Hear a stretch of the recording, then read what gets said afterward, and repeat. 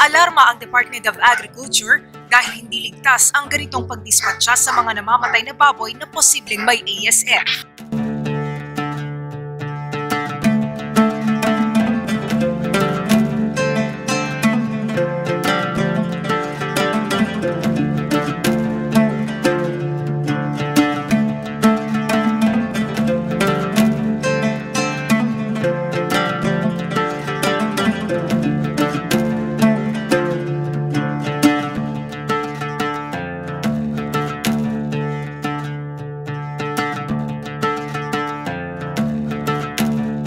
Ang African swine fever virus exclusively for baboy.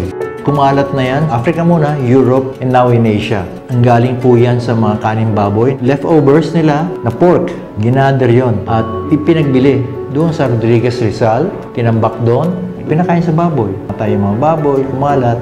Pag dinapuan ng ASF fever, nanghihina, nilalagyan na namamaga. In 2 to 5 days, namamatay yung baboy. Pag may tinamaan, tao doon, ground zero, within 1 kilometer, malusog man o may sakit. Kasi yun ang protocol, 1-7-10 protocol. 1.1 to 7, kailangan disease monitoring. Pag may sakit, paalam ka agad sa munisipyo, veterinarian, para pumasok naman ang BAI, Bureau of Animal Industry. Mandatory disease reporting. Pakikipagtulungan po yan ng local government units at ng Bureau of Animal Industry.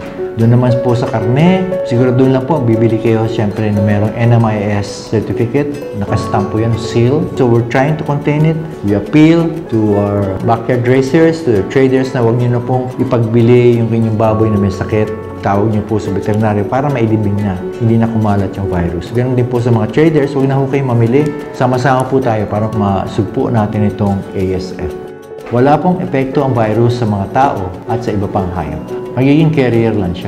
May 3,000 po kami binibigay na cash assistance para sa mga may-ari ng baboy at 30,000 naman para sa iyo para mag-engage sa iba pang livelihood project. Actually ngayon, mayroon din dapat build sa agrikultura.